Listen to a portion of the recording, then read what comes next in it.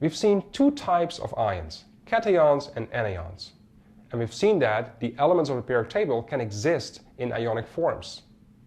Now, besides the elemental anions and cations, there also exist so-called polyatomic anions and cations. And these polyatomic ions are formed from multiple atoms. Here's a list of polyatomic ions. The first one, for instance, is called the ammonium ion. It is made of one nitrogen atom and 4 hydrogen atoms. This whole compound is positively charged. It is a cation. The next one, the nitride anion, is made of 1 nitrogen atom and 2 oxygen atoms. This whole compound has negative charge 1. It is an anion. Now, this list is very important to memorize because we'll be using these anions and cations quite a bit in the remainder of this class. The names are also indicated in this table, and there is some systematic to the naming of these polyatomic ions. For instance, the nitrite and the nitrate anions sound very similar. One is called "ite", the other one has the suffix "ate". And the difference between these two is the number of oxygen atoms in the compound. You see that the "ate" suffix corresponds to the one with the most oxygen atoms. The same holds for sulfite and sulfate. The sulfate has 1 more oxygen atom as the sulfite. On the other side of this table, we see hypochlorite, chlorite, which has 1 oxygen more as hypochlorite, chlorate, which has yet 1 more oxygen than chlorite, and finally perchlorate, which has a total of 4 oxygen atoms. So there's some systematic to the naming of these polyatomic ions.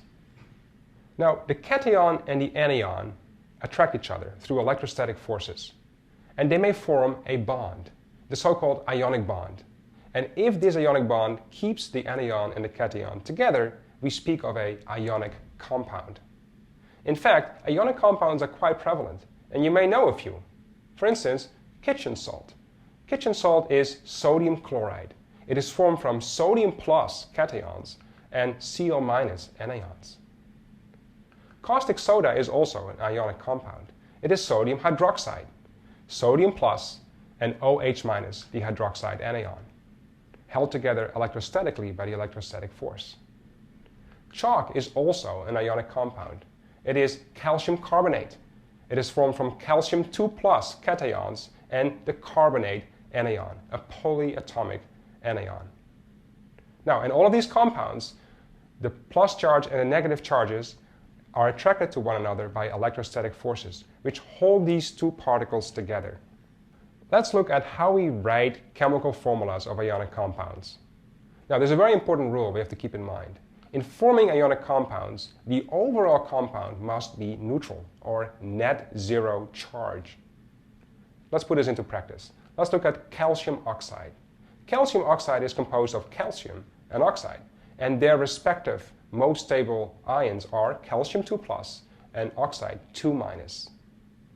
If we form calcium oxide, we add up these two ions, calcium 2 plus and oxygen 2 minus. You see that the positive charges of calcium 2 plus will cancel out the 2 negative charges on the oxygen ion, forming calcium oxide.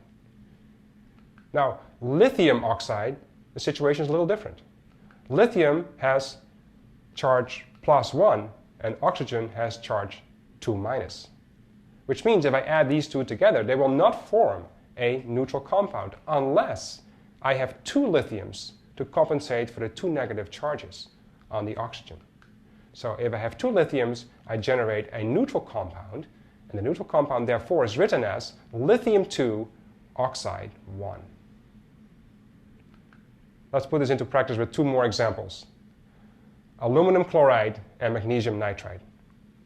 In aluminum chloride, we have aluminum ions, which are Al3+, the most stable form of the aluminum ion, and chlorine, the chlorine ion, which is Cl-.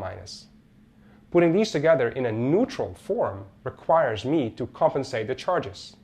3+ has to be compensated by 3 times 1 minus of the Cl, which means the formula is AlCl3. I need 3 Cl anions to compensate for the 3 plus charge on the aluminum ion. Magnesium nitride. Magnesium nitride is formed from magnesium ions, which are magnesium 2 plus, and the ions of nitrogen, which is nitrogen 3 minus. Now, these charges are very different.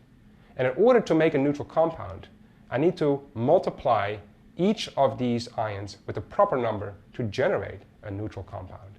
I can do that by multiplying magnesium 2 plus ion by 3, creating 6 plus charges, and multiplying the nitride anion by 2, generating 6 minus charges. 6 plus and 6 minus together will be neutral.